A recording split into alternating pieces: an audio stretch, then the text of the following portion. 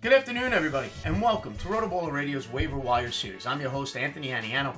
Happy to be with you here as we take a look at the fantasy football waiver wire for week 3 of your fantasy football season. Now, full disclosure, this is the early look at the waiver wire being recorded before the Sunday night and Monday night matchup. So obviously injuries can pop up, things can change a little bit, priorities can change as we go forward. Using Yahoo roster percentages as our talking point, trying to keep it to players available in 50% or more of the formats. Now let's go through some injuries real quick during week 2. At the running back position, you saw Tajee Spears get banged up, Tank Bigsby get banged up, Rachaad White with a groin go out, come back, not very effective. Wide receivers, a couple of big names, Justin Jefferson, Cooper Kupp. And then at the tight end position, Taysom Hill, Evan Ingram injured before the game even started. And that's not to mention the injuries that were already going on before the game. The Jordan Loves, the T. Higgins who were out, Keenan Allens who were out before the games even start. So let's dive into it. And we'll start with a couple of quarterbacks. If you need quarterback help, whatever the reason may be, whether it's injury, 2 QB formats, bye weeks coming up, whatever you're planning for, just a couple of quarterbacks playing well. First up is Derek Carr of the New Orleans Saints, pulling off the upset today over the Dallas Cowboys. He's only 19% rostered, 81% available. 11 of 16, 243 yards, 2 passing touchdowns. The connection with Shaheed Deep so far this season has been fantastic. He also had a rushing touchdown, giving him 25.8 fantasy points in a 6-point per touchdown format. Also had over 27 fantasy points in week 1. Derek Carr's been fantastic. Week 3, the Saints play the Philadelphia Eagles. Also available on the waiver wire, I mentioned him last week as well, but that's Sam Darnold. Let's acknowledge it. He's playing good football. He's 13% rostered, 87% available. Minnesota Vikings are letting him throw it. 17 of 26, 268, 2 touchdowns. Ran the ball 5 times for 32 yards, 23.9 fantasy points. 18.6 points in week 1.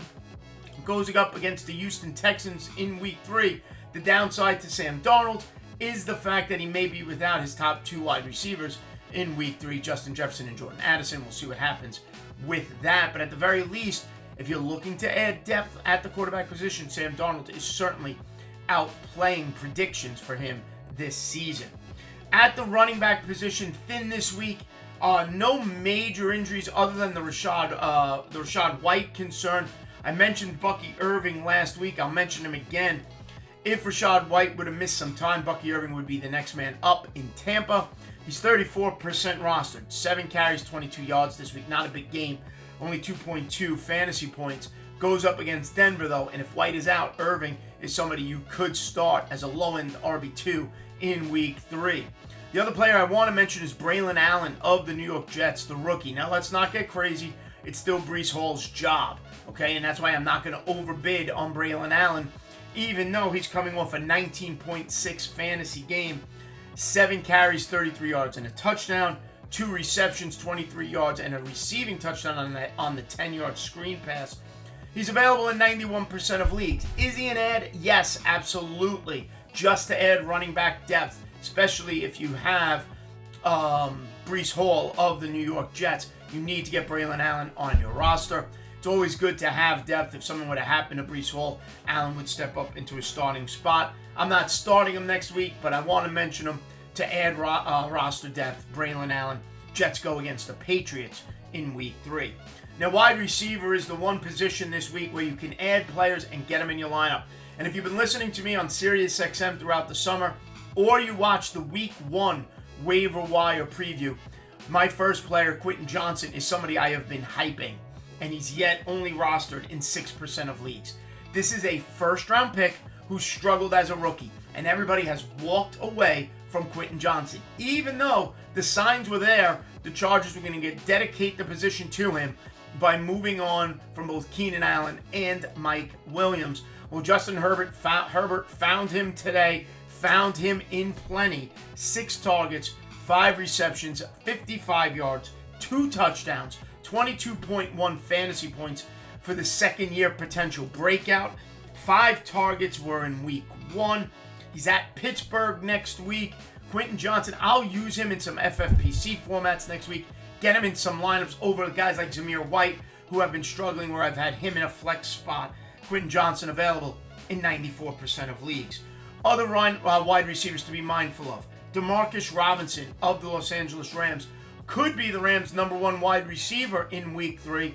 They're already without Puka Nacua. Cooper Kupp goes out with an ankle injury. Let's see what happens there. Demarcus Robinson, four targets, 2 catches, 50 yards, 7 fantasy points. Week 1 had 7 targets. If you remember down the stretch, Demarcus Robinson was a factor for the Rams back in the 2023 season.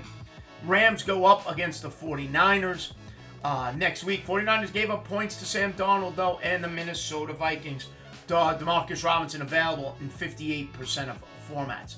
Other wide receivers to be mindful of, Alec Pierce, 28% rostered for the Colts. He's become a favorite of Anthony Richardson, who's looking for Pierce a lot more than he's looking for Michael Pittman. 7 targets, 5 catches, 56 yards, another touchdown. That's coming off of Week 1, where he also had a touchdown, 16.6 fantasy points this week for Alec Pierce. On the season now, 181 receiving yards and 2 touchdowns. Can't ignore that from Pierce. People ignored it after Week 1.